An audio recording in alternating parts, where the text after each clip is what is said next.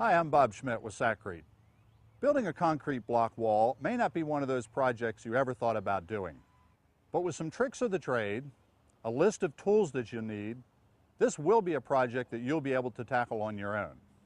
So let's get started. There are two ways to build a concrete block wall. One is a dry stack application. The other, and the one we're going to look at here today, is a mortar joint application. We're going to use Sacrete Type S mortar, and we're going to build this small block wall. When building a concrete block wall, the most important part of the job is building a good foundation. If your foundation isn't done correctly, you're wasting your time and your money. This foundation is poured with Sacrete high strength concrete mix. You'll notice that what I have here is an 8-inch by 8-inch by 16-inch long block. A foundation should always be twice the width of your block. In this case, my block is 8 inches wide, so my foundation right here is 16 inches wide. When I set this block, it will be right in the center of my foundation to evenly distribute the load.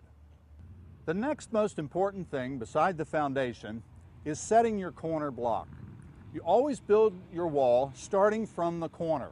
If the corner block is set incorrectly, the rest of the wall is going to be crooked. So it is critical to make sure that your first block is set straight and set level. Before starting any kind of project like this, make certain that you check with your local planning department to determine the proper specifications for building walls and footers in the area where you live. This foundation is 16 inches wide, our block is 8 inches wide. Since we're going to have 4 blocks along here that are 16 inches long, that's 64 inches. This block is actually 3/8 of an inch shy of a 16-inch block. The reason for that is to allow for a 3/8 mortar joint. So that if you want to put 4 of these block down, which are going to be 64 inches long, we've made this footer 72 inches long. That's going to give us 4 inches of space from this edge to where the block will start. It's going to give us 4 inches from this edge to where the block will start, and the same over here. You want your block to be dead center on your foundation.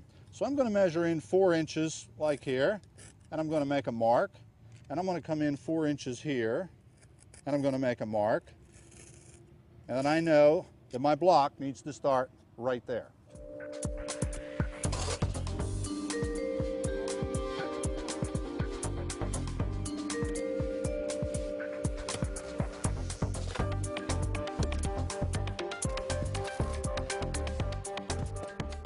When you begin construction of your wall, even though you have a foundation, you begin by placing a mortar bed. Now, our foundation is level. However, you're going to need mortar on the bottom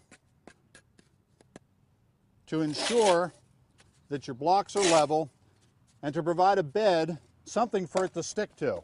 This concrete is hardened. This was from several days ago.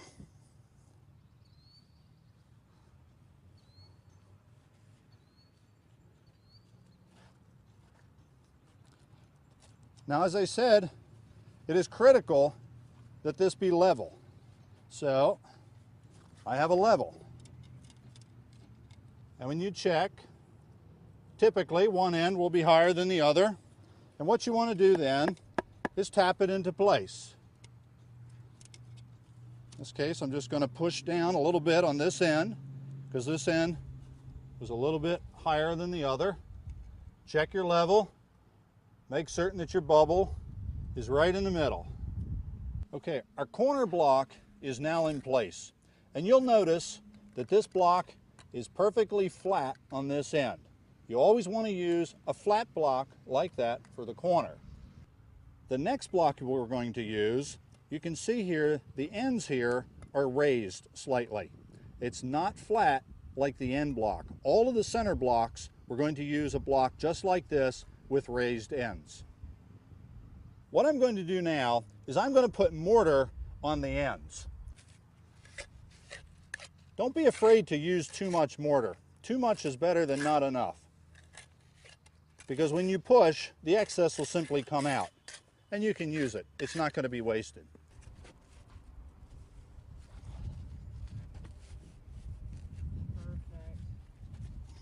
Okay, now what I'm going to do is I need to tamp it into place. I'm going to take my level. I'm going to make certain that I'm keeping my level line. If it's high in one place, simply tap it down. Push it down into the mortar bed. You can use a hammer, or you can use the end of the trowel.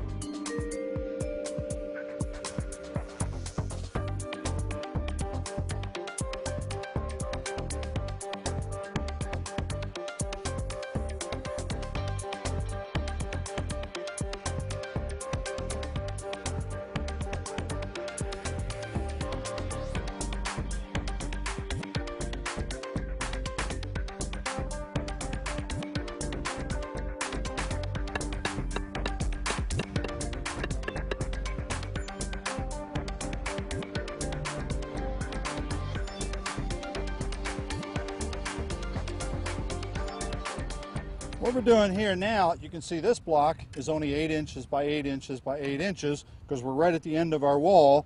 We only have an 8-inch space. Now you can cut your own block.